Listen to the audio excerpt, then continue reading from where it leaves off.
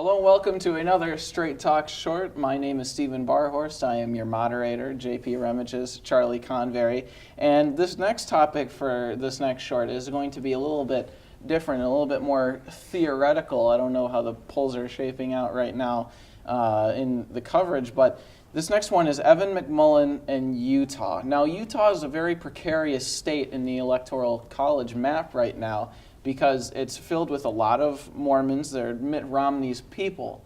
Now, well, it's the sort of people who would follow Mitt Romney and would like him. Now, the only problem with that is Donald Trump has very, very effectively alienated Mitt Romney from the party that he was nominated to represent 4 years ago in 2012. So it finds itself in the precarious position of not liking Donald Trump, but they certainly don't like Hillary Clinton.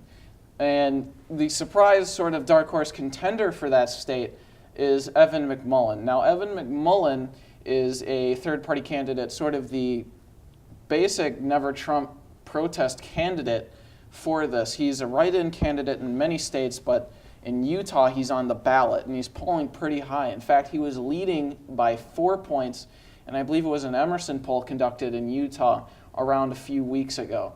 Now, if Evan McMullin wins, it will be the first third-party securing of electoral votes in history, I would assume. It's been a long time. Ross Perot is the only person who ever came close to that. But it would also throw the entire Electoral College out of whack, because that really screws up Donald Trump's plans, and it possibly helps Hillary Clinton. So, Charlie, we're going to start with you on this one. What do you think? Can you see Evan McMullin winning Utah? And if the answer to that first question is yes, what does that mean? I can see him winning Utah. When I last checked, he was ahead by 4 points, like you said. And I think he could take it, and I actually would like to see him take it, as it not only shows that the third party can be viable, but also when JP and I looked at the electoral map, we found that Donald Trump really needs all the swing states he can get if he wants to kind of climb up the mountain to face Hillary. And if it is McMullin who kind of pulls away from that, I wouldn't be too sad to see that happen, like to say. But yeah, I would like to see him maybe pull in Utah just to see what happens. As you said, it hasn't really ever happened before, and I'd just like to see it be viable. So I think the only real possible way that McMullin taking Utah, yes, I think it's a possibility, mostly because everything else that we've deemed possible or impossible has gone out the window this time around. Nobody said Donald Trump would ever be the nominee, and look where we are now. But basically, for Trump to have any sort of chance, he has to win every single toss-up state that is on the map right now, and that includes North Carolina, Florida, Ohio, Pennsylvania, unless given he could swing Michigan or one of the other, Maine. Midwestern, Northeastern states, rather. But there was a scenario that I found that if Trump does end up taking every single swing state that there is right now, and McMullin takes Utah, then nobody would get 270, which I think would be the perfect exclamation point to what has been an anything but orthodox political year. The bow on top. Yeah, exactly. But in terms of his chances there, I mean, like I said, I can't say anything for certain anymore, but I think it's definitely still, I think I've seen polls lately where it's, come more down to fluctuation with Trump leading.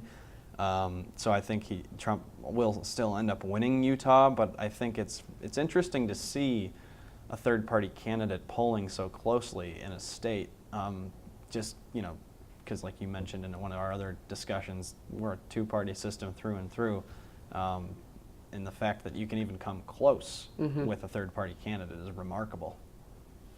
Well, if he does win, and as you said, if it does put that exclamation point on this election, I would love that, and it goes to the House and no one gets 270, it's a Republican Congress.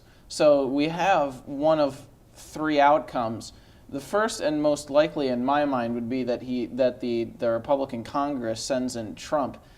But these next two is where it gets really, really interesting. The second one is that they vote in Clinton. Now this is more unlikely, as this would be considered electorate suicide if it gets to the Republican Congress and they vote in Hillary Clinton, the enemy that they were sworn against. Or they would, if Evan McMullin wins, they take the top 3 vote getters and they take the top 3 electoral college vote getters and they vote on them. So it's possible that if it gets to the House and McMullin is there and he's one of the top 3 vote getters and Gary Johnson hasn't done anything or Jill Stein hasn't done anything, it's very possible if it gets to that point that it could be a President McMullin. What are your thoughts on that? I think that no matter the outcome at this point, if it goes to the House, there will be negative ramifications for the Republican Party, because I think the first and the third outcome that you mentioned are the most likely.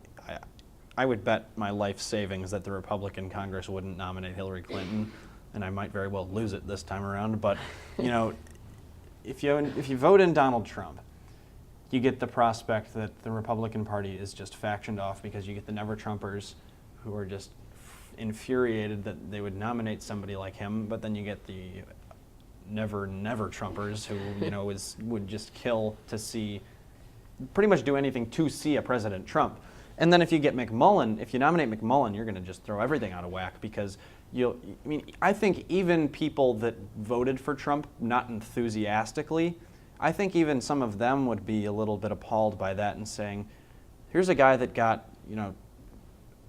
a far more percentage of the vote, got millions and millions of votes across the country, and you're going to take him out of the picture for somebody that won one state. Mm-hmm. You're basically proving the point of Trump's movement in saying this is a rigged system by the Washington elites. And while I might agree with more of what McMullin does in his policies, it would be right. I don't necessarily know that it would be good for our democracy. Yeah. I don't think anything at this point is going to be thrilling for our democracy, but and that's why it's such a sticky situation, mm-hmm. because there's going to be a lot of negatives with it, whatever outcome there is, and there's going to be a little bit of positive there too, but it's come to a point in our electoral history where I don't think anybody's can with 100% certainty say that the GOP is going to be fine, the Democrats are going to be fine, and just our whole political system is just mm-hmm. thrown out of whack. Well, I think it would just be ridiculous if it does go to the House first off, yes. and then McMullin is the one they choose, because like you said, he won one state, and while the other 2 candidates obviously tied with millions of people apparently voting for them, and yet this small third party who won just Utah. And he's an independent. He doesn't even have a party. Exactly. He's the president because that's what they decided. And like you said, if that happens, there is no way they can win, because it proves the point that that it's like rigged, like Donald said. And then also, if you do have to vote in Trump, I think it would be seen as like that's not really. I would think that it wouldn't. His presidency wouldn't be legitimate. That's how I would feel if it had to be voted in by the Republicans. It's like a lot of people in 2000. Exactly. Like I feel like, at least I wouldn't feel like, oh, he actually won. I wouldn't feel like that. I wouldn't be like, oh, this is what America decided. It would be, no, that's what the House decided. And also with Clinton, I also wouldn't feel like a good, confident victory, because it's like she barely squeezed by. And then also it would be, like you said, political suicide for them to do that. And so I think, like, either way, you can't really win. And I think last word. Even if you get a McMullin, I think the far bigger impact, well, maybe not far bigger, but pretty large and considerable, would be for the third-party candidates mm-hmm. like Gary Johnson for the Libertarians and Jill Stein for the Green Party, in saying, we have been running candidates for decades, never gotten an electoral vote, and here's a guy that's running without a party, gets one state. We didn't even get the 5% for federal funding, and yet here's this guy that just comes out of left field, takes not only a state, but brings it, this is like the House situation is unlikely, but he, in 1 year, in one state, could have a bigger impact on an election than the Libertarians and the Green Party has had in almost 30 or 40 years. So I think that's an even more interesting dynamic to add to the situation. And okay, that's going to be the last word for this Straight Talk Short. We welcome you back to your scheduled election night coverage, and we hope to see you again during another one of these breaks.